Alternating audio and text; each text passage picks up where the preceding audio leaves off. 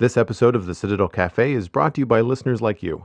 Visit patreon.com/the Citadel Cafe to find out how you can become a patron and help make this show possible.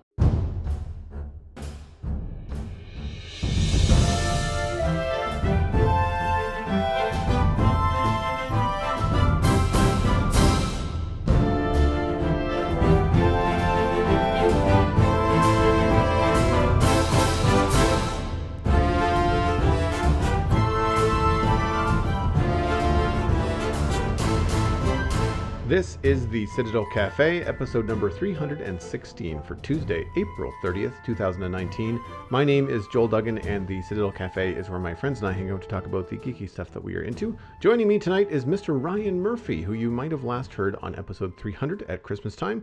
He hails from the Gamers Inn podcast, Zombies Ate My Podcast, and Dungeons and Diapers. Hello, sir. Hello, it's great to be back. Talk about The Walking Dead. I mean, the Game of Thrones. Same difference, actually. I've been meaning to ask you and Lou, more so because now we're dealing with so much of the walkers, you know, like the White Walkers on Game of Thrones. Do you guys ever talk about Game of Thrones on Zombies Ate My Podcast? Because there's a real crossover there now.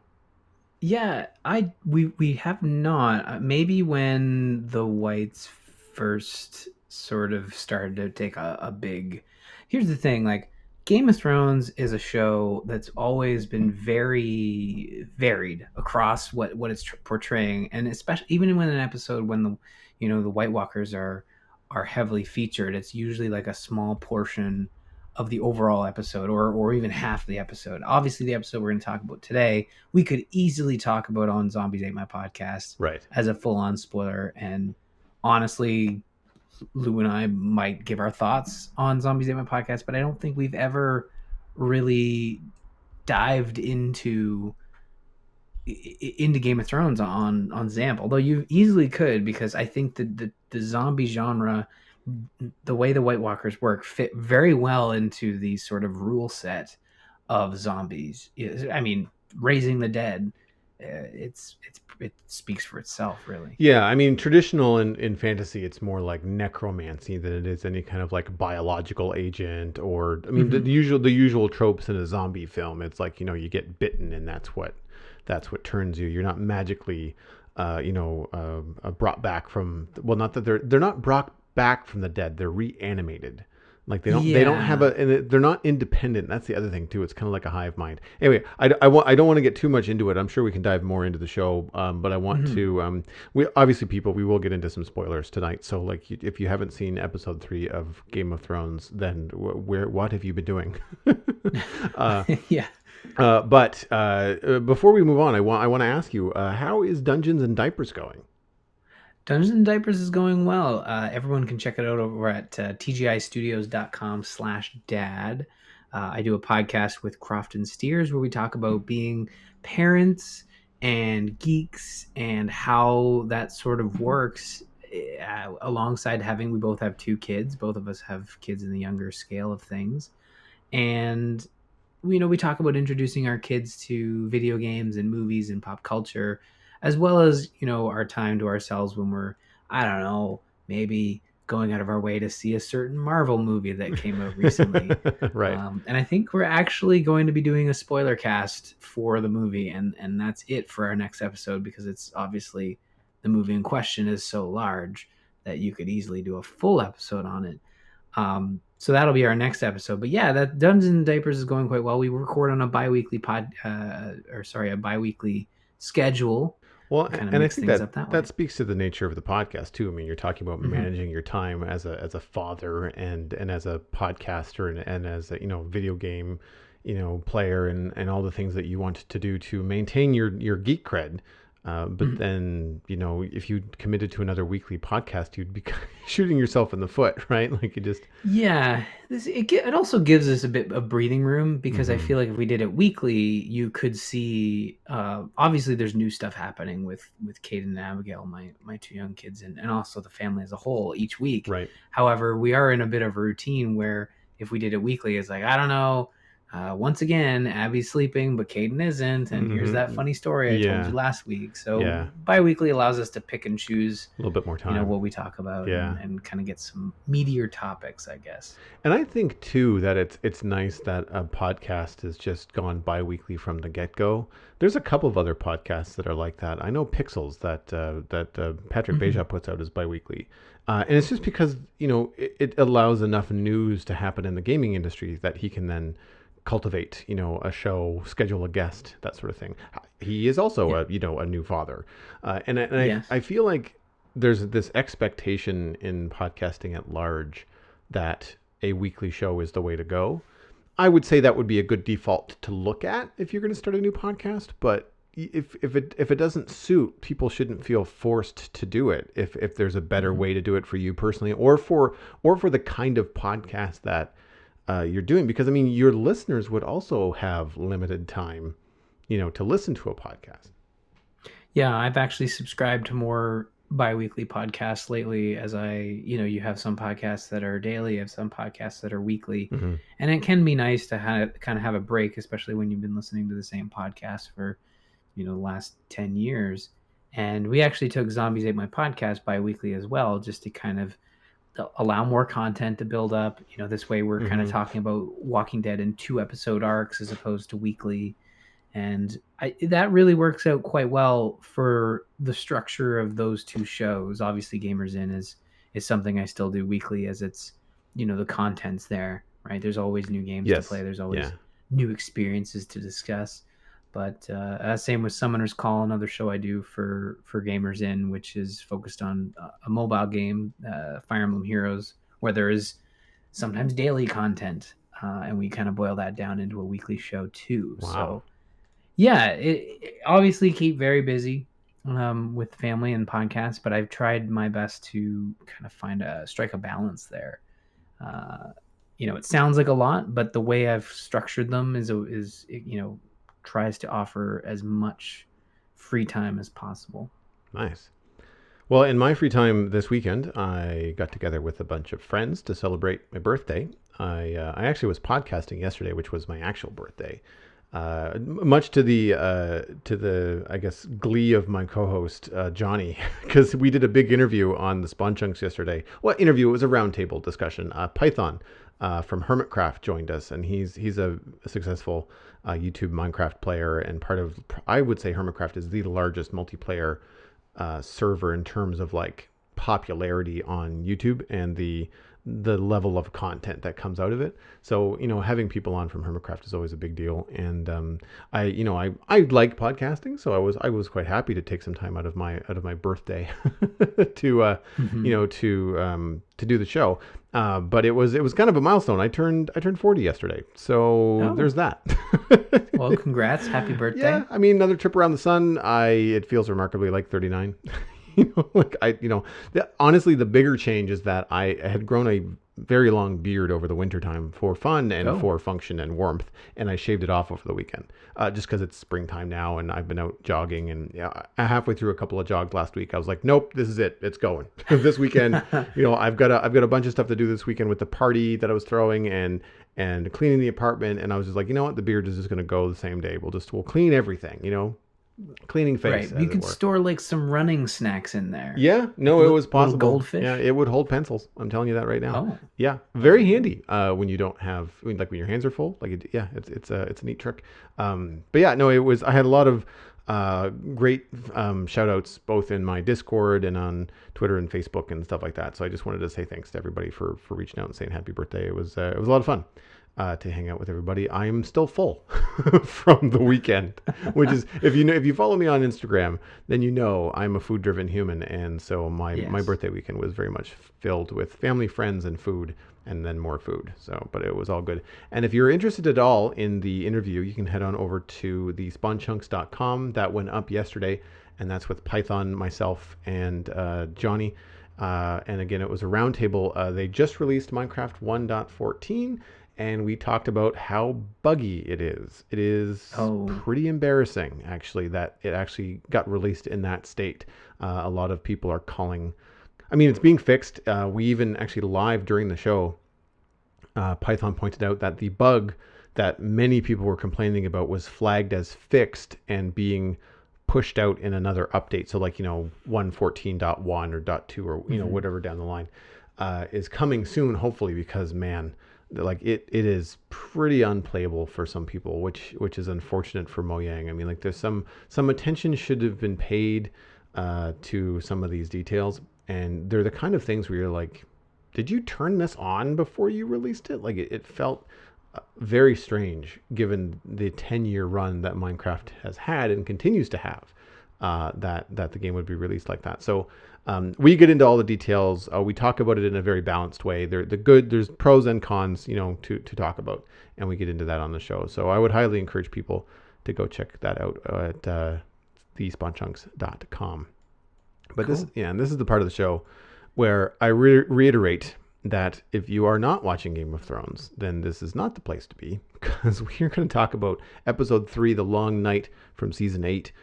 Spoilers inbound. There is just no way that we can spend the rest of this podcast talking about this without spoilers, because that would be stupid.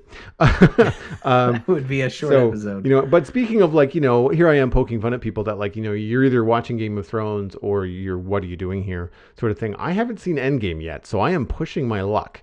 I just haven't had time with family and friends and birthday stuff. I haven't seen it yet. So I've been internet dark on a bunch of different things that habits that I do online and places that I visit. I've just been not going because I'm afraid of spoilers. So I'm hoping to sneak out and go tomorrow. I do have some more work to do, but I'm hoping to be able to go and do that tomorrow. Well, anecdotally, when not that I'm going to spoil it, I'm not going to spoil anything. I'm just going to say that I went into Endgame spoiler free across the board in terms of anything outside of the trailers and maybe some theory videos where people look at a shot and be like, oh yeah, that's happening. Right. And it's like, okay, possibly. Right. But I went in spoiler free. But with this episode of Game of Thrones, I watched it last night because I didn't have time to watch I kind of wish I had watched it Sunday because I was just browsing Reddit, and I never usually go to the popular tab. That usually means I'm bored.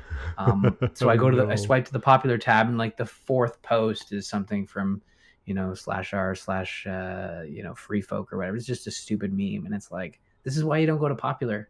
You just stick to your subreddits. Yep. And you, because anything can rise to the top there. And sure enough, it was a spoiler. It spoiled the end by reading just a little bit of it. Yeah, and we'll obviously talk about it, but at the end of the day, I was kind of like, all right, I'm just gonna watch the episode and not browse Reddit anymore. It was my bad. Yeah, no, but that sucks though. And that's the thing, when you're consuming media as fast as we normally do these days, it is very hard to see something, and by the time you get to the end of the word spoiler, you've already sort of started to read the next 4 words, right? That's just how your mind works. And so it's really hard to turn away. I remember the biggest Game of Thrones spoiler that I received was, and this is from 2 seasons ago. No, last season, sorry.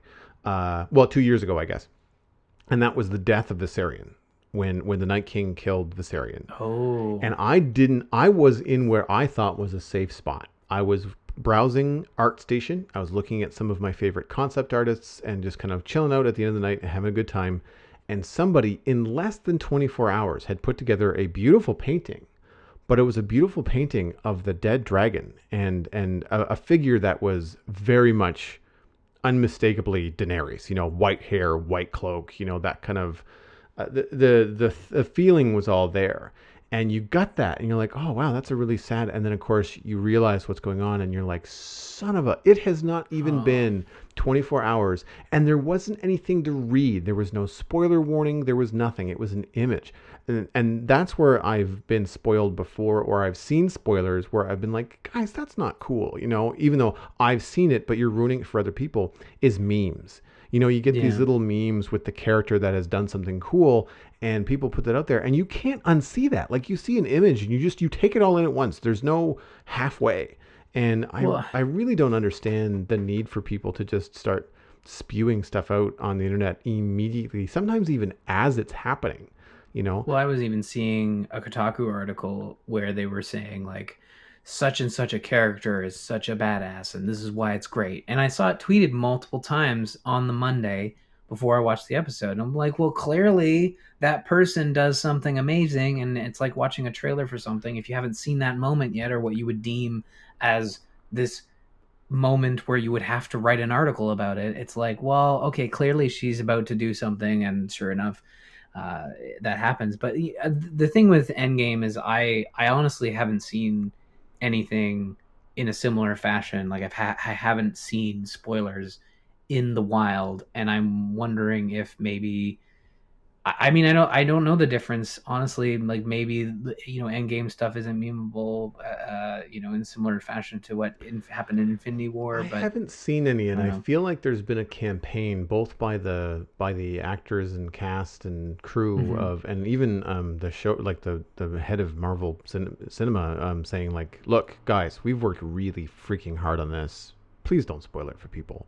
Like, and I think Yeah, they've just kind of gone the positive route and like, look, let's just all be nice and everybody go and enjoy this. Now, I have I don't think had Game of Thrones has really cared at all no, ever about no, that people people don't. No, spoiling. they haven't, and I think because it's treated differently because it's episodic, like it's something that's Hmm. ongoing. And I've heard And it. it's a TV show. It's Yeah, easy to access now. I have heard two events where people have been spoiling Game of Thrones. A friend of mine, Alistair, was retelling a story that he heard from someone at work who had gone to see it. I think for the second time, but he was there with Oh, people that hadn't seen it, right? So, and there was some kid in the back that was yelling out what was going to happen right before it was going to happen. And I was like, what? How are there not? How are the movie theater, staff not being made aware? I mean, it could be just that people are passive aggressive in Canada and they wouldn't, But like, I would be the first, especially if I was in there for a second viewing. Like, I would be getting up, finding the kid, and then getting, a staff member to come in and say like, get him out of here, like just gone, yeah. you know. Well, it's just ruining everybody's What? experience. Really, it's not about being a No. curmudgeon. It's just about Yeah. you taking advantage of having this knowledge and Yeah. thinking you're making everyone's just having a worse time. I can say, like, just like Game of Thrones, if something were to be spoiled for, and I unlike Lou, who doesn't mind spoilers like Right. me, I'm like, I have that level. Like, I'll watch trailers, I'll dig into the theories, I'll watch some YouTube breakdowns of what could happen, just to kind of, get hyped and have some theories in mind. But once I sit down to watch something, my brain's usually turned off, and Mm-hmm. I'm enjoying what's on screen. Um, and I'm not really processing the moments as they're happening and thinking 5 steps forward. I'm usually Yes. just enjoying the moment. Mm-hmm. But when something is straight up like spelled out for me, that's where my brain starts to be like, "Oh yeah, that hasn't happened yet. Oh, it's gonna happen. Oh, it hasn't happened." That's where spoilers ruin it for me. My brain like turns back on, Mm-hmm. knowing what's gonna happen, and I think it ruins the enjoyment for me a little bit. Oh, absolutely. I would be upset if someone had spoiled Endgame or even any Game of Thrones. I've always had to be quite vigilant because I was not able to watch it live for any of the other years that I've covered it on the Citadel Cafe. This is the first year that I've been able to access Crave and HBO Mm. via a subscription. Thanks to you, actually. You were the one that in the Discord that tipped me off that this is a thing that Yeah, was available. it's a And big thing. it's a $20 a month it's for very affordable for yeah. for the quality of content. Like I've watched Star Trek Discovery in between Game of Thrones episodes. I've watched two or three movies. Like so I'm certainly getting value out of it. But I would much rather Hmm. do this than I would pirate it. But the problem with pirating is that I also had to wait until the next day usually to watch it, and I basically had to just like 9 o'clock Sunday night, no internet at all, just nothing. Read a book, or just or play a video game that's just not online. And just that's the only way to do it. I've seen a Yeah. couple. I've seen somebody else complain about people in Twitch chat popping in and just Oh, spewing spoilers in chat, which I would be livid. Because I mean, again, like if you're streaming and you're the streamer, you're there to read. You have to read the chat because you're engaged with your chat room. Like if someone says something, you don't know what they've said until you've read it. And unless your mods are so fast that they get it before you do, and even then they're still spoiling it for other people in the chat room. Like, ugh, yeah. I can't imagine. it's it's this weird culture where I think people who like the thing like Lou's ears are ringing. Lou doesn't mind spoilers, Right? but he's the first one not to just spew spoilers. Yes. Like you can not you can be a fan of just knowing everything before you go in to see something or experience something, but that doesn't mean you have to kind of ruin it for everyone. And that's something I really appreciate about Lou. It's like he's happy to discuss spoilers, but the first time someone says like, "Nope, I haven't seen it yet. I don't want spoilers," then it's like, "Yep, we'll Yeah. walk away." And You what's know. and what's funny about Game of Thrones is that now, granted, last season was the first season that we moved beyond the books, but I've read the books, so Mm-hmm. most of the events over the 8 seasons of Game of Thrones, or the first 6 seasons anyway, were not a surprise to me. I've always wanted to know how they were going to portray them, and if there were going to be any changes, and when those changes were going to occur. And like you said, because of how well things like the Marvel movies are made, how well Game of Thrones is made, your brain just shuts off. Like, I'm not in my living room. I'm in Westeros, Mm-hmm. when I'm watching Game of Thrones. And so, you know, even though I know back in season 4 or 5 when things roughly happen, sometimes I forget because they're long books, and you just don't know how quickly they're going to occur. Like what might take a page or two to describe in the book might be a flash, on screen, something really important, like a dragon doing a thing, or somebody dying and whatever. And so I've always kind of avoided spoilers. But all that said, there has been some division over the long night. I am actually one of those people, so we'll have to see if my opinion is as unpopular as I think it might be. But I'll read I guess the synopsis just to kind of get us going. So again, spoilers, folks. If you haven't seen it, please back up, watch the episode, and then come back to us. In episode 3, The Long Night, the living army meets the army of the dead outside of Winterfell, but are quickly overwhelmed by the dead's superior numbers. The entire Dothraki army is decimated, and Ed is killed after saving Sam. The living retreat to the castle, where Melisandre uses her magic to ignite the protective fire trench surrounding Winterfell to delay the advancing horde. Jon and Daenerys, riding Rhaegal and Drogon, engage in the Night King on Viserion. After breaching the fire trench, the dead soldiers attack Winterfell, scaling its walls. The defenders are swiftly overwhelmed and scattered, while Lyanna Mormont and Beric Dondarrion are killed during the fight. Melisandre helps Arya realize her destiny to deny the god of death on this day. Jon knocks the Night King off Viserion to the ground, where Daenerys commands Drogon to burn him, but it doesn't work.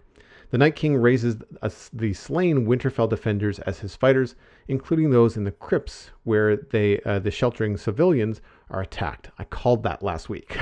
I was like, that is a bad idea. Why are you going into the crypt? I mean, it might be the only option, but still, I was just like, oh, this is not going to end well. After Daenerys is pulled from Drogon by a swarm of dead soldiers, Jorah is mortally wounded defending her. The Night King arrives at the Godswood for Bran and kills Theon as he bravely protects Bran. I have an opinion about this. Barely. Yeah, barely. Yeah, that's also a good one. I miss Freudian slip, I guess. Arya leaps onto the Night King, who turns and grabs her throat, but she stabs him with her Valyrian steel dagger. The Night King is dead. all of his army is dead. Viserion, the undead dragon, is dead, or the reanimated dragon is dead. And with her purpose served, Melisandre wanders away from Winterfell and dies of advanced age. Like that is even that's the longest synopsis I've ever had to read on the show. It was an hour and 15-minute episode. Yeah, it was the longest episode of Game of Thrones to date.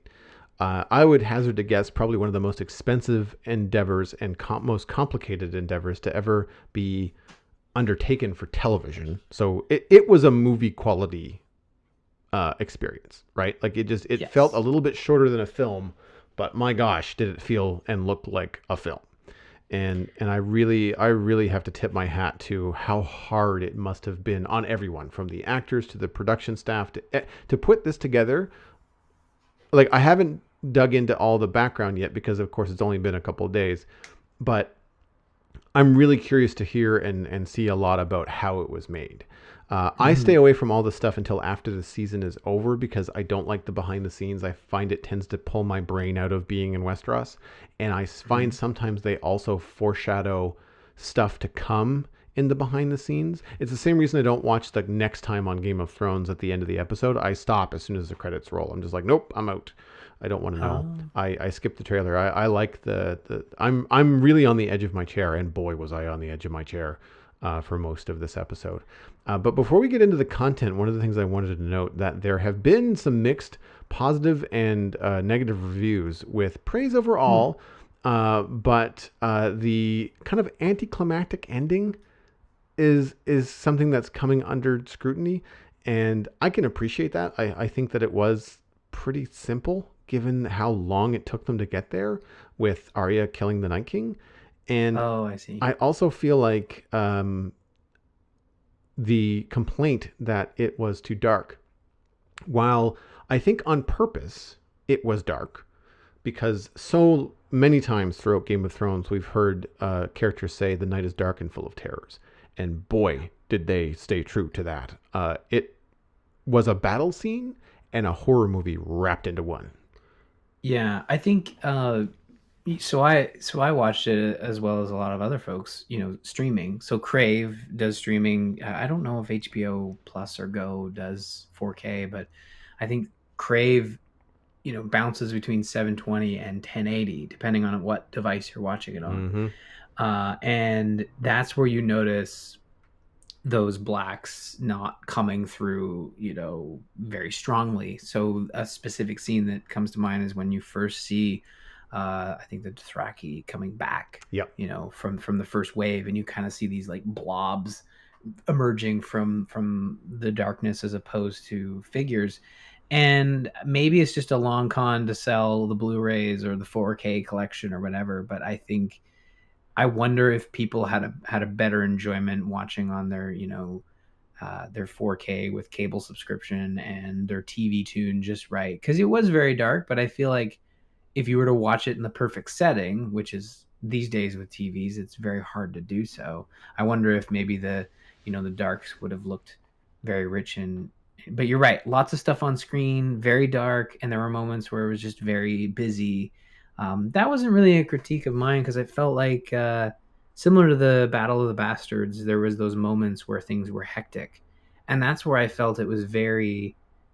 It had to be that way because that's what war is like. Mm-hmm. So them fighting the undead army in the pitch black of night as well as a snowstorm, it was very fitting. Not great content, I guess. That you don't want to like lean in on having something that's hard to see, but I think they did a good job with what they were trying to portray. And I think if it was like bright and sunny so you could see everything, it would be more interesting, but not very realistic, right? In terms of the Yeah. way the Night King works. Yeah, so for me, I didn't mind the dark when it was the intentional dark, like the way that, Mhm. in a lot of ways, the way that the filmmakers would have intended it to be. Uh, I can tell you that on a second viewing, I didn't quite finish it, but I got about three quarters of the way through, mostly making notes for the episode tonight. And so I watched a little over breakfast today, a little bit later over lunch. Mhm. And now, granted, I was sitting in a different position in my living room. I was down on the floor as opposed to being up on the couch. Just for whatever reason, I was sitting on the floor, and I noticed it was much clearer. And the difference was on Sunday night, I was watching it live. I was watching it live with Mhm. everybody else. I think too that the sheer volume of people that are watching this show, I'm gonna do a test next week. I might not watch it right at 10 o'clock. I might wait and watch it at midnight or something like that. I don't know how long. I have to do a little bit of research. I don't know how long I have to wait for Crave to have the VOD available Mhm. to just stream it on demand, because my second viewing I saw way more. Like it was much clearer what was going on, Mhm. especially in scenes where like you're doing a close up of someone screaming bloody terror, being, you know, piled on by the undead, and the only clue as to who it was whether it was a male or a female voice. You're just like, well, if it was a female scream, that's probably Brienne, but like you can't see her face. Everything is such harsh silhouette on the night of streaming. But when it came time to watch it the second time, I was like, oh no, okay, yeah, that's clearly, I was able to clearly see that it was Brienne. So Mhm. they obviously didn't miss that from a directing standpoint. Like they didn't miss that from a production standpoint. It was the stream. And I think that yes, people could, possibly have better calibrated TVs. I think in general, most people have televisions that are good enough. Yeah. I would lay the blame on people watching the stream, and I would hazard a guess, given the popularity of streaming services, that most people that watch Game of Thrones are probably watching it on stream. Yeah, I mean that's the easiest way to get it. Yeah. And I mean, in terms of its anticlimactic ending, that was the moment that was spoiled for me. I think there was some meme about like how Right. Arya is Arya's this badass. badass or Yeah. whatever. And yeah, here's my thing. Like this is the last of the 4 episodes, and I was saying to some friends, they got to deal with the Night King. He's coming. You're not going to stop him. They can't delay it any further. They spent 2 episodes of prep, and now they have the episode where he comes, and you're not going to ask him to turn away.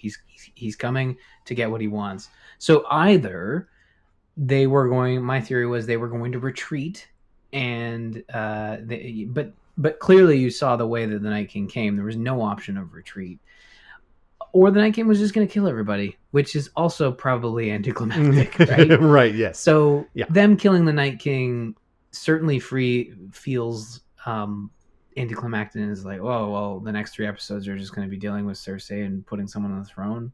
That is a little anticlimactic in terms of the true big bad they've been setting up, which is the Night King. But so he's gone. Eh? Like you stab him with that thing, and he's just unmade and right as rain. Unless they retcon it in next episode, then yeah, as far as I know, that's the end of him.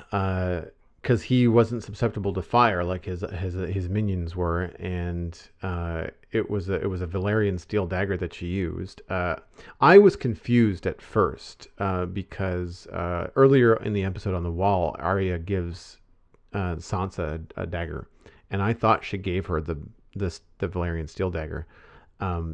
It was too dark to tell. Right. And she didn't unsheath it at that point either. But later on, when Sansa and Tyrion are in the crypt, she pulls it out of the sheath a little bit. And again, too dark to tell. And I haven't got there in the second viewing, but I read an article that said like it was clear in the video that it was an obsidian blade. It was a dragon glass. Yeah, it was blade. A dragon glass. Yeah. So I didn't catch that the first viewing. So I was like, what? Okay, that's weird. And I mean, I obviously, when I read the article, I was like, okay, that makes way more sense. That she's defending Bran with the dagger that was sent to kill him, and like it's kind of full circle, right? And while I can sort of agree about the anticlimactic ending, with how quickly Arya kind of just kills him. The quote unquote Game of Thrones way for this to end would have been for Arya to die too. Right? Again, an unpopular that would not have landed well with people, right? The thing that I have a problem with isn't really the anticlimactic ending. It isn't even really the fact that Arya killed him. It's the fact that the only person around to see Arya do it already knew she was going to do it. Bran is the only witness. Jon, who should have been nearby, who should have been almost there. He spent the last third of the episode trying to protect Bran. He never got to the Godswood. He never got that far. And it's not for any really good reason outside of he gets delayed by the dragon. It's the kind of thing that really could have been just written better. Jon should have been within viewing distance of Arya, right? He should have been the one to witness Arya killing the Night King. He should have fallen short of protecting Bran. We all should have seen Jon rushing to protect Bran, knowing that there's no way he can cover the distance between him and the Night King before Bran gets killed. But then Arya comes out of nowhere, and Jon is just completely flabbergasted, right? I feel like that would have been a much more poignant way to handle it, and I think it would have felt less anticlimactic, because then not only do you get Arya saving the day, but you kind of get her coming out as this badass warrior. They did the same thing earlier. Arya is kicking ass and taking names with this spear that Gendry made her, and she's killing she's dropping undead left, right, and center. The only person to see her do it is Davos, and I think Beric Dondarrion. Like when the Hound catches up to her, she's mostly running, and granted, Davos is a good witness, and there's a poignant part where they show Davos being flabbergasted by like, holy crap, Arya can hold her own. But it should have been Jon, or it should have been Sansa. Like it should have been somebody more important to Arya to see these things. And that's why I think people feel that the ending was anticlimactic with Arya, is because she doesn't get to show that off to anybody. It's now just her word. It's no different than Jon telling Daenerys about his lineage. The only people that he has to back him up are Bran the Prophet, his brother, and his best friend. Like, it really doesn't hold a lot of weight with Daenerys. So now, the only two people that say, like, well, how did the Night King die? Arya and Bran say, like, oh, well, Arya killed him. And everybody kind of goes, well, what? And there's no one of reputable kind of standing that isn't, because Bran's terrible, to tell everybody else in the show that, yes, I saw it. She killed him. That it was her, Yeah. And so I don't know. Think he'd do the parlor trick, right? Like, at least to prove he could tell the future. Like, okay, like, pick a card and I'll pick it and I'll tell you. And we'll do that a couple times. Yeah. And then at least, like, if he says, I mean, I'm joking, of Yeah. course, they're not going to do a card trick. But I think that we'll see that the Night King being killed by Arya isn't, and only her and Bran are there to witness it. I mean, when you come right down to it, all of Theon's Ironborn are dead. Mhm. Is it the Ironborn? They're all dead. Yep. Yep. Theon's dead. The only two people left are Arya and Bran. Bran didn't do it. I don't think he could. He couldn't blink to save his own life, Mhm. unless his eyes were just rolling into the back of his head. That's really the only thing he does in the show these Mhm. days. So it's got to be Arya, because Arya will be the only one there. And I think, but does it matter? Does it need to be? Obviously, it'll be the Night King was destroyed by the Starks at Winterfell. That'll be the big thing. About it, yeah. Right? The Battle of Winterfell is what held, the Night King and the White Walkers, at bay, which hopefully will hold some sort of weight with Daenerys. I feel like, well, I mean, before we move on from that particular scene, Theon dying was terrible. There was this great scene right before it where Bran tells him that he's a good man, and then he just rushes at the Night King. And like, from the moment that he leaves, that he takes his first step, you're just like, you're done. Like, there is not a hope in hell for you. And it's, instead of standing his ground and just trying to do something, and at least having like a couple of blows, where like there's like a clang, clang, clang, and then you're dead, like at least he would have tried. But it just feels like, as a warrior that has that kind of experience, as an Ironborn, it was the most vulnerable thing that he could have done. And it felt really, unfortunately, anticlimactic for me for Theon. I felt bad that that's how they wrote him out of the show. I really felt they could have handled that a lot better. Well, and again, I know I'm coming down on this episode, and I know I don't have a popular opinion, but there's a number of little things like that. I say little. I feel like it was pretty significant for me. That were just off, that just felt weird, Right. Well, if in my mind, like, Theon is there to protect Bran. If Theon stands his ground, he knows he has no chance. He knows he's dead no matter what. I think you buy more time for Bran to get more people there to help by rushing the Night King. That's a good point. Therefore, keeping him at the edge of the room. And honestly, I think this whole episode is all about, I think the whole series really is all about setting up this Night King as being this unstoppable beast, even to himself. I mean, I don't know. It's hard to tell what the Night King's thinking outside of him just being like, smirky. Him smirking, right? Like, so I think he's overconfident in a way where even Theon rushing is just like, okay, more of these people who are just going to rush. And obviously I'm injecting my own theories here, but like Theon rushing the Night King just further enhances like the Night King being like, oh great, I've got this, because the only person left standing between me and the three-eyed raven that I want to kill is some craved lunatic coming at me. I'll take care of him real quick. And even his followers are kind of just staring onwards, and you don't get a hint that someone's onto something until you see one of the followers kind of look behind them and see the whoosh of their hair, right? But even the Night King catches Arya, and again he Well, Bran He, looks at her like Bran. yeah. Bran does the whole like, "There's someone behind you." It's just like, Oh, Bran. I mean, come on. Like, he can't do anything right. He can't even play a straight face right. I mean, that guy would be terrible at poker. you, Um, or maybe the but best at poker. best the bet. Well, no, but he still looks. Oh, he's got a full hand or whatever they say in poker, and he's making googly eyes at everybody. Like, if Arya's coming in to kill the Night King, you don't look you don't look directly at her and be like, "Oh, look out behind you, Night King." But then the Night King grabs Arya and Yeah. still like underestimates this the youngest Right. character in the show, Yeah. No, right? and I think that's one thing I did like. I like that it's Arya that kills him. Don't get me wrong. Hmm. Because I think, like you said, it illustrates his overconfidence. It illustrates his hubris, and also kind of has that underlying tone of like, the underdog, the little guy, the little girl, can do anything, right? Like if you can destroy the god of death, then you've got a long way to go, in a good way. I'm really glad that it was Arya. For me it was either Arya or Jon that had to take out the Night King. I didn't think Daenerys was going to be able to do it. I knew it wasn't going to be a dragon. Like I knew it had to be. I mean, in these shows, you want it to be some sort of hand to hand, sword to sword, something, right?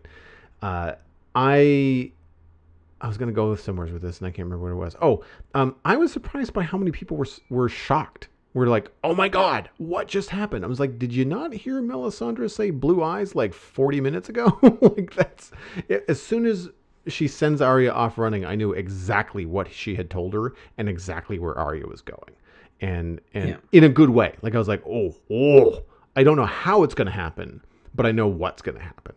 And I really enjoyed Melisandre being at Winterfell. I think it brought a level of magic to the good guys that we needed as an audience to give them even a slightest fighting chance, right?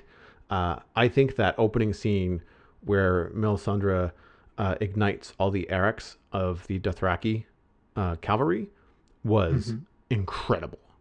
Uh, it it was just this huge sweeping thing. The music swells, and you really it gives hope, to everyone in the battle, but everybody in the audience as well, because you can kind of see what's going on, and it's light.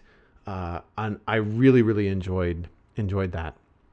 And I also thought that later on, when you've got the dragons and everybody's kind of bombarding, and the battle is really, really going, the looks on Arya and Sansa when they're on the wall. They've seen dragons fly overhead once or twice before, and it was a really good way of showing them like seeing dragons for the first time. It's always a fun thing in the show when you see a character see a dragon for the first time.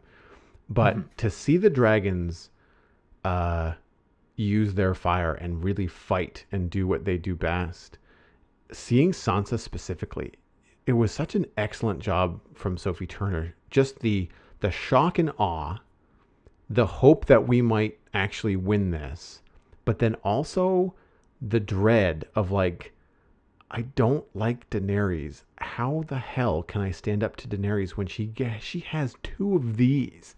Like, Yeah. if Daenerys gets pissed off, like we're all done. There's nothing that the living can do against these dragons. And it was such a great balanced scene of emotion from the two characters on the wall. It's just fun to see that kind of like holy crap, Yeah. on the faces of the characters. Well, it's something I didn't really pick up on in the show, but I'm glad you mentioned it because it's a really good point. The last time Sansa and Daenerys were in the same room, they were they were challenging each other, in a Mm-hmm. very, if it weren't for the Night King coming, would have turned hostile, right? And you're right. Doesn't matter if Sansa has the entire North behind her, like they still have two dragons, you know. Mm-hmm. There's nothing. Yeah, it's just you kind of see. She kind of realizes probably that she would have to, like, she has to give up, and like, what's the point in having another ruler where you have to give up? You Yeah. know. And I Um, think to balance that out, uh, in an unfortunate event, and I think a poor battle plan, Daenerys hmm. has lost her Dothraki. Like they're gone. I didn't understand that. What was the whole point? You I set up all those defenses. Why would you send them off charging? I You know that the dead are going to kill them. yeah, Like, I don't understand it either. I really didn't get it at all. It's one of the things where the lack of dialogue in this episode, which I thought overall was a strength, there it was mm, lacking. There it was like I needed to know a little bit more about the battle plan. I even right. if it's just people shouting orders left and right and figuring out like where we have to be and where we got to go. The Unsullied, granted they are your strongest force, and granted it is good that they are the defense, like they're the last line to keep everything at bay and keep it out of Winterfell itself for the most part until the last minute. But yes, I don't understand why, outside of like because the script says so and otherwise everybody would be dead. you know Mm. I don't know why they didn't just wait. Like I'm not sure why they charged. Like I would think that it would be stronger for the Dothraki to wait until um the army of the dead was closer, so that Right. they would be in range of archers, they would be in range of the battle, and then you could do, I mean, to bring another big battle that we've seen in film before, the Battle of Pelennor, is it in front of Losgiliath in Lord of the Rings? Mm. The Rohirrim show up and they flank them, right? And Mm. that's how they win with the addition of the Ghost Army. But the strategy there is to not run at Sauron's forces head on. It's to come at them from the Right. side. And I Mm-hmm. feel like it was it just didn't make any sense. Maybe I've just seen enough battle movies to be Well, just like, hey, I'm backseat, generaling, you know? yeah, I don't think it made a lot of sense, but maybe when you look at it, the Dothraki, that's just their move, Yes. is to Mm-hmm. charge the Could be. Dothraki charge. But I mean, Daenerys kind of on that cliff with Jon and kind of turning and trying to leave as she sees her Dothraki slowly and then quickly, being Why wasn't she flying killed. support? Why weren't the two of them out there with the Dothraki burning a path? Like, I mean, they do it afterwards, but fat lot of good Yeah. it does then. Like, yeah, it I feels think very, I very don't I odd. don't think the plan was to I think the plan was for them to stay grounded. I mean, everything about that plan except for two things didn't jive with me. And the one was the Dothraki charging in. I thought that was like a poor use of resources to test the strength of the dead, or at least to get them. Maybe Mm-hmm. they were trying to coax the dead in, Maybe. I but don't then know. why send anyways, that besides the point. The other one was they put their siege equipment in front of the trench, and a lot of people were saying to me, well, they should have put it behind the walls. It's like, well, Winterfell, as you saw, is very small and Yeah, tight, not a big so I place. don't think you could have got your siege weapons in there, but you could have made room behind the trenches to get a couple of more siege. They did what? Yes. What did they do with the siege weapons? They used them once, Once. Yeah. and it looked like they were firing at nothing. Like they were just kind of It doing was, some test yeah, shots. it was the support for the Dothraki. It was like, once the Dothraki reached their Right. destination, it was the ceasefire. But it's like, how did you know that that's where the undead were? Because we sure as hell couldn't see them. Like, the only reason that you Yeah. knew where the undead army was is that that's where the lit Arrax of the Dothraki stopped moving forward. It's like, oh, that's where they are, because you couldn't see anything else. I don't want to talk about Jon and Daenerys right now because I'll just be more ranting about what I don't like. So what did you like? What were your favorite parts of this episode? I mean, my favorite parts were that the battle. So first of all, I wasn't joking at the beginning of this episode. I thought this was the best episode of The Walking Dead I've ever seen. Um, the fact that they pull no punches with the Night King's power Mm, and the swarm. You look at World War Z, another zombie film where they did some they featured the swarm of zombies. mm. And even then, the swarm just happens to be this like motion of bodies that just quickly tear things apart off camera. And I think this is a better representation of the swarm, where you have the dead kind of coming at everybody, and it's noise. And our heroes are not instantly dying, they're slowly being overwhelmed. And near the end of the battle, it's even slower as you're seeing them, because the way that the obsidian works, the dragon glass, is that I think as soon as the rules, it appears to be as soon as that pierces the skin, the reanimation ceases, Yes. and the body drops, which has results in a lot of basically you just swinging madly or as sanely as you can, and bodies just falling in front of you, and slowly but surely they're going to overwhelm you. And I think that they illustrated that very well in this show Mm-hmm. and throughout the episode. So that was one of my favorite moments, is that they showed this siege slowly happening, and the Night King, appearingly all of his units go down, but then he brings everybody who fell at Winterfell back up, Mm-hmm. and you realize, like, okay, this is the end of our heroes. Obviously, it wasn't, but it was at that moment where you realize this guy's unstoppable unless you can take him out. So their plan to lure him in with Bran and take him out was a really good plan. It was the only plan, really. I just felt like the dragons were kind of kept to the sidelines a little bit, Mm. probably because they know that the Night King is such a good arm with that ice pike, I guess. Well, But and yes, no, and I'll concede that too, is that you don't necessarily want the dragons going straight at them. And I know that you don't want to give him John, another dragon. no, exactly, and I know that John was going after the White Walkers at one point, right after the Dothraki had gone down. And the storm front, the cold front that had blinded Jon and Daenerys and the dragons, and I think in some cases even made the dragons unable to breathe fire, and rain hell down on the undead army, because and that so like that sort of took the dragons out of the fight for a long time. I did feel that Jon was sitting on the wall on Rhaegal for like ever. It really felt like he was just kind of like sitting and waiting. I wish they had have gone over a little bit more of what the Night King was able to do in episode 2 when they were making the plan, and letting everybody know, like, John's seen the Night King, and a lot of times they just said, like, I fought him, it's terrible, it's awful. That's all they ever say. But no one, I mean, somebody can write it and correct me if I'm wrong, but not to my memory has anybody said, as your comrades fall, they then rise again. So the more that you, like, unless you don't die, you're just feeding the army. For every 2 that you kill, 2 of your soldiers will get back up again, when the Night King decides to reanimate them. So that was clear in this episode, but it wasn't clear going into this episode, I don't think, for many anyway. And Mm-hmm. I think I can appreciate the strategy a little bit better in that way. I just felt like, you got your big guns off to the side. I don't know why Daenerys landed with Drogon. It was the dumbest idea. She gets swarmed by undead. She gets knocked off of the dragon. The dragon has to fly away and doesn't come back at all until the very, very end, when he could have been used.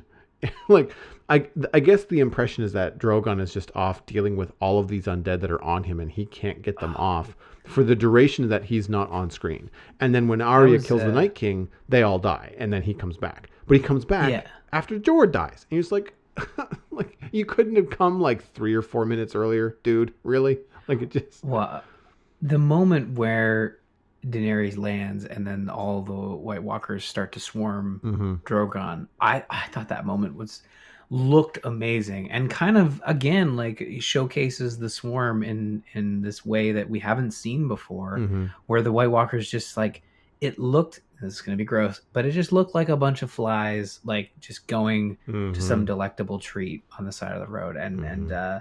and the way it just swarmed, and then he just flies off, like, he's freaking out. Yeah. He's a dragon, not very much scares the guy, right? Mm-hmm. So you can imagine what he's feeling as, like, oh, this is literally death by 1,000 cuts. I better get out of here. Mm-hmm. And I don't think he returns because it's an animal, right? Yeah. And animals fight or flight, right? And Mm-hmm. clearly you can't.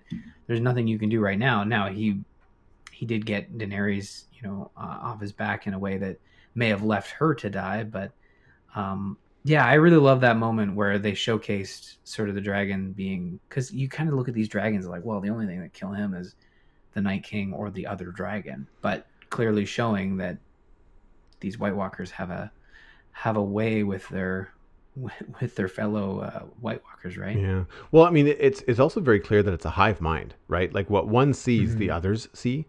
It's kind of actually like the antithesis of Bran with the crows, right? Like, I mean, you get very early on that The darkness is advantageous because the White Walkers are using mostly sound.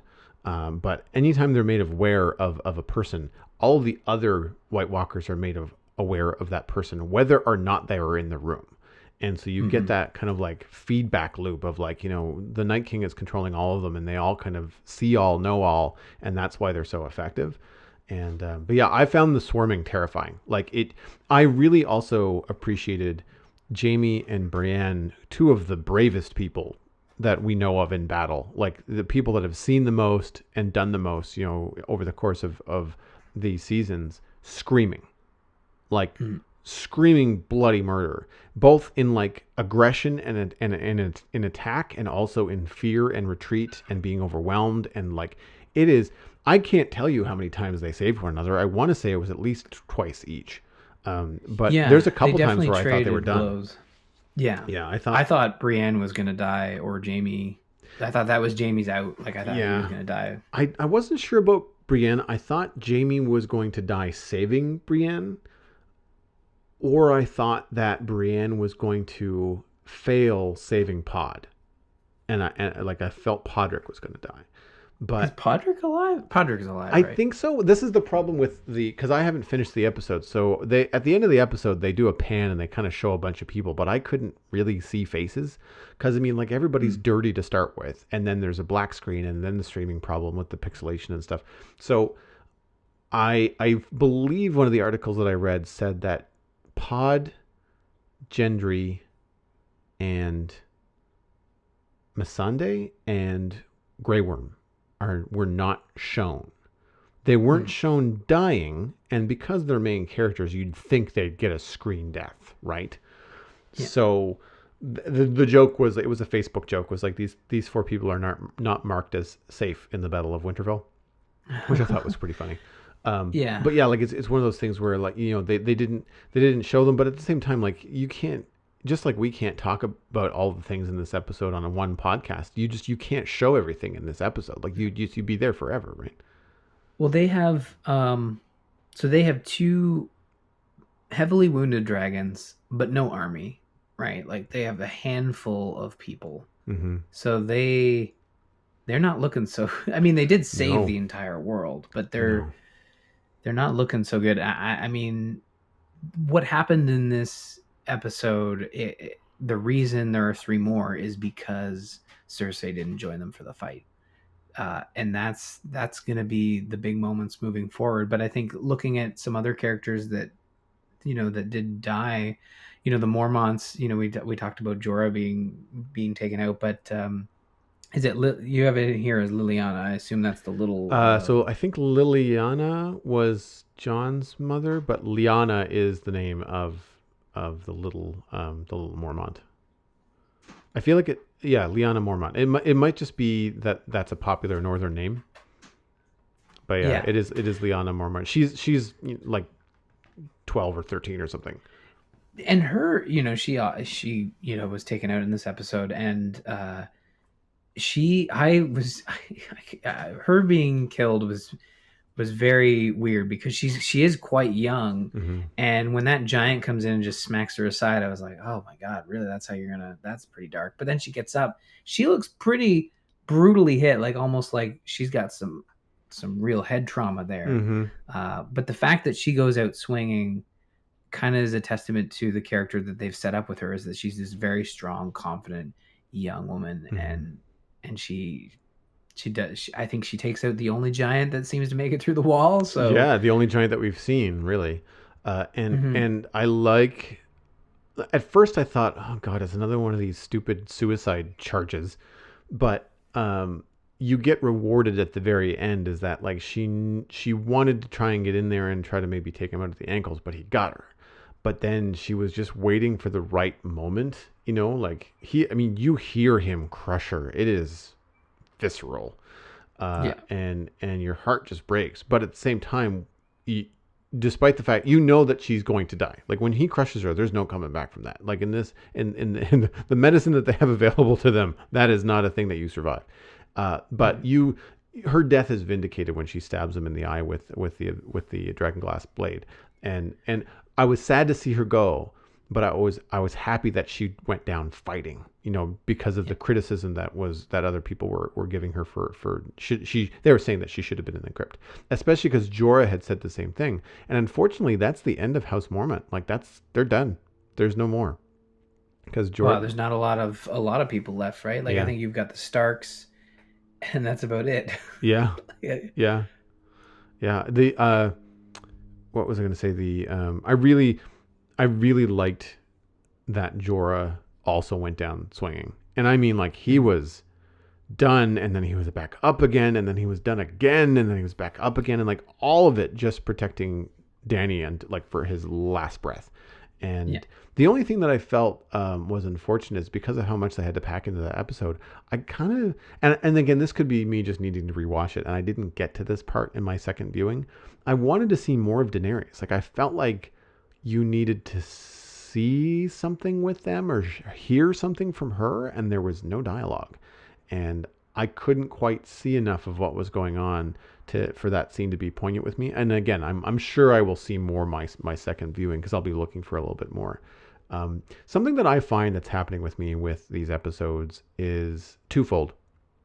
We're seeing in some of these episodes good things happen to characters that we like Brienne being knighted, people laughing and drinking and reuniting John and Arya, stuff like that.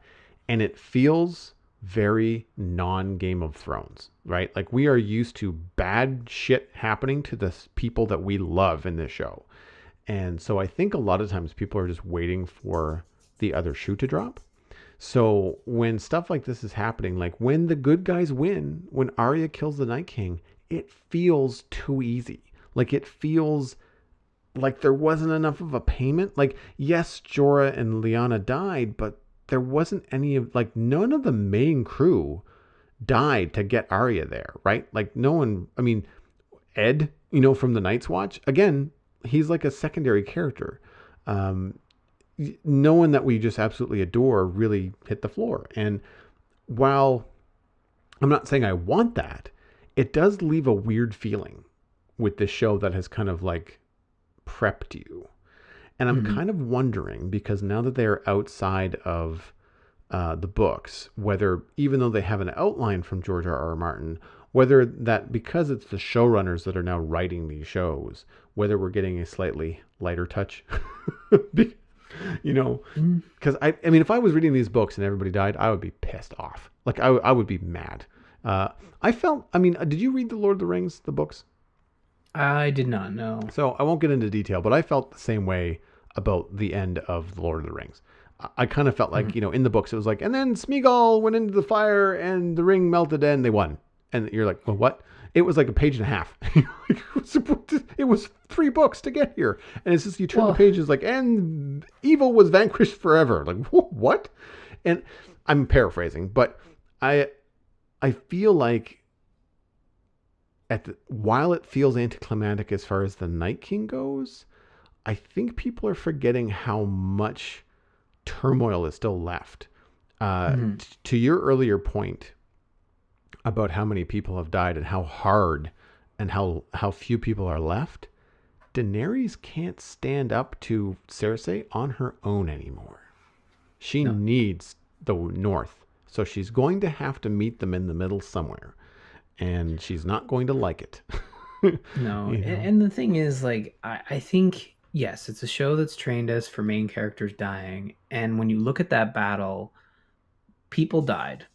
Uh, not only secondary characters. There was a couple main characters that died as well, but everybody left standing, it has a reason, a good reason to stick around for good story. Mm-hmm. With Cersei being the last, like I would almost argue that Theon staying alive a little bit longer to interact with his uncle and the rest of the Iron. Like we still have the Ironborn, the fleet, like Yep. the part of the fleet was taken back to the Iron Isles, right? Yep. I'm maybe remembering that incorrectly, No, but you're right.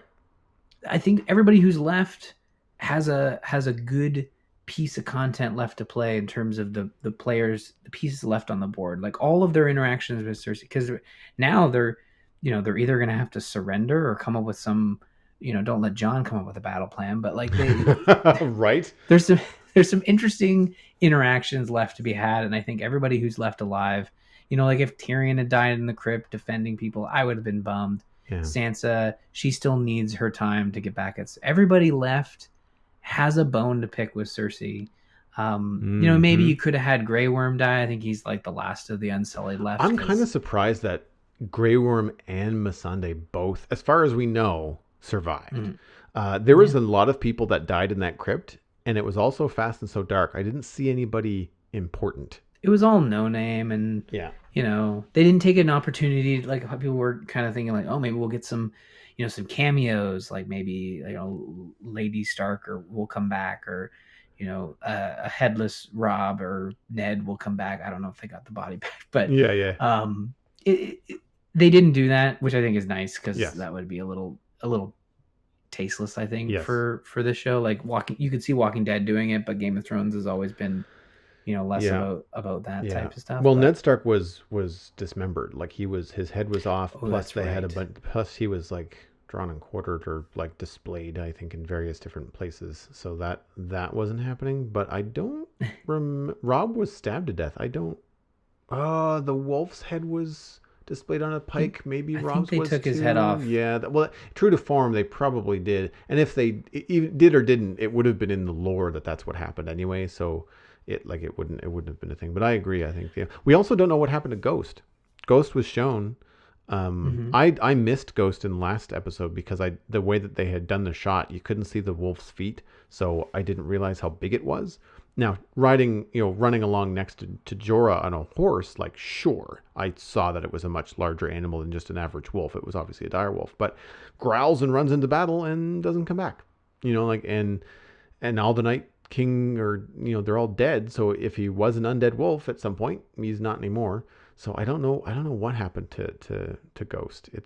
There's a lot of questions. I think. Well, that's par for the course with this show. So, but wrapping up, like to kind of get your thoughts on this episode and I guess the season so far. Um, what did you kind of take away uh, from this episode, and where do you see us going in the next one? I think this episode will probably be the crowning the jewel of the entire series, unless they do something so grand with the last three episodes. But I think this is the penultimate type episode that we've gotten in previous seasons. Like this is the penultimate episode, and the next three episodes are going to be like a slow burn as we complete the Game of Thrones. Mm. Um, I mean, in that sense, it does feel anticlimactic knowing we're going to have three more episodes, and they've dealt with the biggest, most interesting baddie in the entire series, right? Mm. But we come to Game of Thrones for politics and talking and backstabbing, and I think there's still plenty more of that to go around. And it's even more interesting now as there are less and less, players on the field. So I'm looking forward to future episodes. I don't think next week's episode will be entirely like have to watch it live. I almost thought this was maybe the episode to watch live to Mm-hmm. enjoy and really take part in. But I hope I'm surprised. I hope episode 4 is like, no, we're not done yet. We're setting up some new and interesting, juicy drama for you. This isn't going to be your typical, slow conclusion. We're going to keep on trucking. So if they do that, I'll be really, really happy. And I hope they do end up pulling that off. I don't know if there's going to be another big battle. When I look ahead, I don't know if it's going to be yet another battlefield with Cersei and her Golden Company on one side, and Daenerys and hopefully Jon with their joint forces on the other. I don't know if they'll go that route. I kind of wonder if they'll do a little bit more of an espionage of like, well, we could try to face Cersei front on, but we don't have the numbers, so we have to go about this a different way, and get ourselves into King's Landing and then like infiltrate. Uh, Although, I mean, the best person to do that is going to be Arya. A lot of people want to see Arya take out Cersei because Cersei's been on her list forever. But at the same time, that gives Arya both the Night King and Cersei, and you're just like, it seems a little bit easy or even too much for that one character. I don't really know. So Mhm. and I'm also at a point now where I can't even guess where they're going to go with it. Like I can sort of see I can see the conflicts coming, but how they're resolved, not a clue. Not a clue. Something that I had predicted actually was that they were not going to win the Battle of Winterfell, and they were all going to have to retreat and sneak out and get to the Iron Islands, and then stage a secondary attack on the Night King to be successful for that, and that would be the victory against the Night King. Uh, I well, again, I'm real happy that Arya was the one to kill him. I also feel like it would have been a nice feather in the cap for Jon, who seems to be failing a lot lately, for him to have a moment of opportunity where, he takes Longclaw and is able to kill the Night King. I would have been happy with that too. I'm not saying that I'm unhappy with Arya killing him. I'm just saying, like, for me, the episode was, as you said, like, easily one of the best that we've seen in Game of Thrones. It lives up to the, I guess, cinematic expectations of people that like fantasy and, these kind of dramas, but on a television scale. And that to Mhm. me just is fantastic. We've seen dragons. I've never seen a dragon in a movie that looks as good as the dragons do in Game of Thrones. They handled them very, very well. I kind of wish they were slightly different colors so that when they have a dogfight, you can see who's who. but other than that, I think that it's been an epic ride. We don't know whether Rhaegal is still alive, so we don't know whether Daenerys is now down another dragon. Mm. If he's alive, he's hurt. So I don't know what kind of state we're in there. For me, the most interesting story I think is going to be how Jamie affects everything. That to me is really interesting. That Brienne was able to vouch for him. He's now fought alongside everyone. And Mhm. there will be other people to say, like, this guy saved my life, or this guy, fought valiantly. And Brienne and him can each say, like, I saved her and she saved me, a number of times over.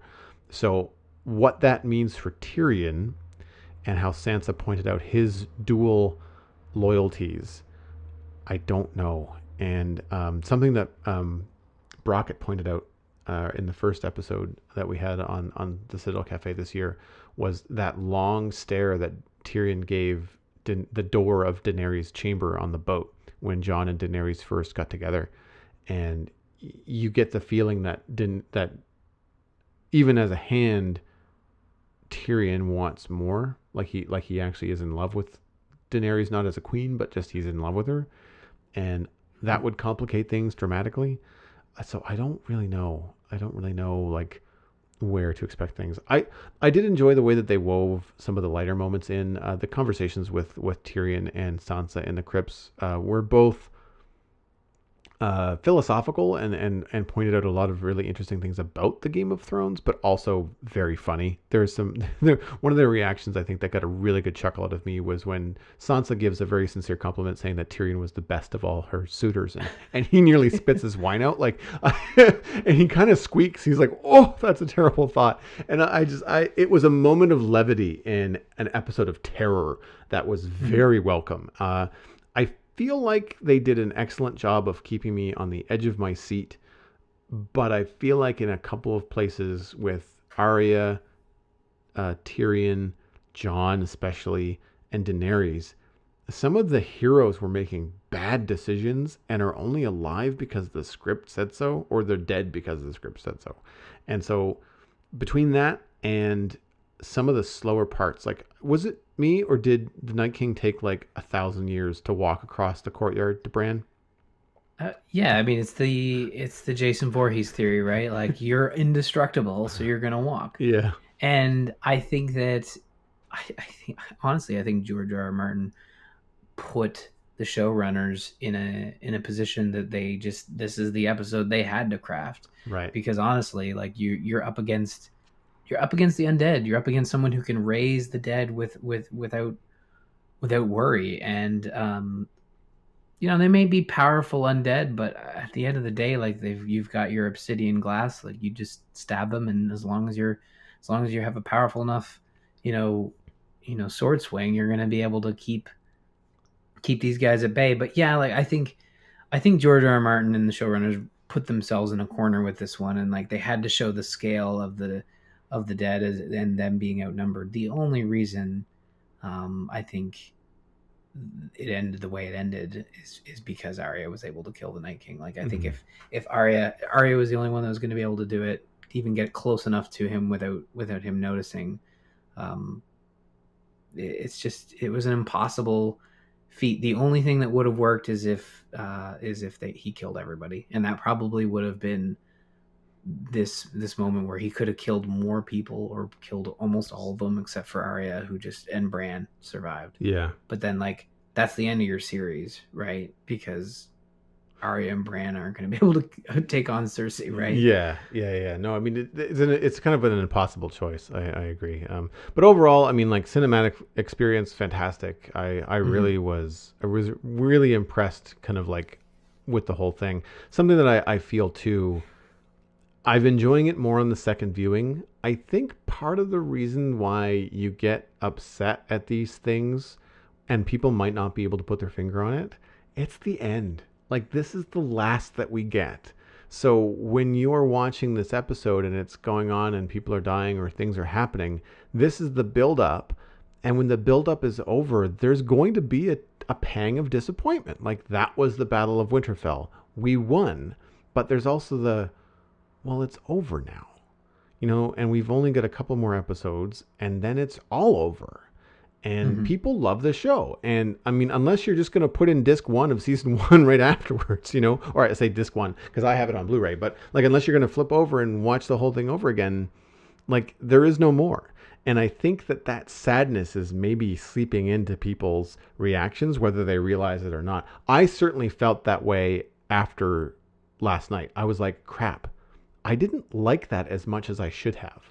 But I was like, why Right. didn't I like it as much as I should have? And I think part of it was that I'm sad that it's over, which I Yeah. which I think speaks to the quality of what they were doing. The music and the controlled silence and like there's just too much to get into. Unfortunately, we've got to go. But it to me, it really kind of embodies all of the things that they've been doing over the seasons really kind of all came to a boiling point. There's so many Mm-hmm. things that got tied into this one location, the number of people that were there, the number of, uh, I guess, like spiritual things that were present, phrases that have been uttered throughout the entire,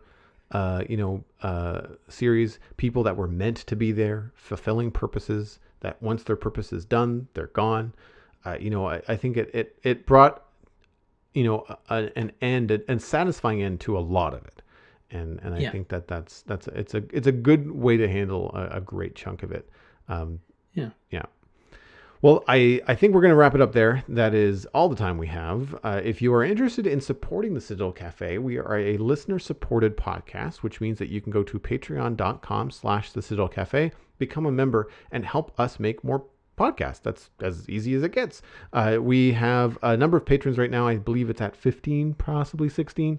My goal is always to have a new patron every month. So it's the end of the month. So if you're listening to this, then join tomorrow because then you'll put us ahead for May, which would be fantastic. And if you do so, then you get to join the Discord. And that is where we talk about Game of Thrones. There are spoiler rooms for Game of Thrones and Endgame, and there are all kinds of other cool things happening on the Discord. It's a great place to be, and it's a wonderful community. I'm noticing a lot of growth lately. There's a spillover from my personal Patreon as well as from my Twitch page, so there's a lot more voices in there now than there used to be, and it's become a very, very fun place to hang out and chat. So check that out at patreon.com/the Citadel Cafe, and you will have my eternal gratitude. My name is Joel Duggan. Everything that I do is online at joelduggan.com. That includes my illustration and design portfolio. You can also check out other podcasts I do, like the Spawn Chunks that I mentioned at the top of the show. It's just my name across all social media. It's also just the show's name on Twitter, on Facebook, depending on where you want to see updates from the Citadel Cafe. You can find us there. Show notes are always at thecitadelcafe.com. You can email us and tell us what you thought about this episode of the Game of Thrones at thecitadelcafe@gmail.com. And of course, you can find us on all your favorite podcasting apps. Ryan, I know you've got a number of podcasts that you are digging into weekly, bi-weekly, as it goes. Where can people find you and all of the cool stuff that you're doing online? You can follow me on Twitter at rmurphy, as well as all my shows are listed on my website, ryanmurphy.ca, or you can go to tgistudios.com and check out all the fantastic content that I assist in putting out each week. So definitely check those out.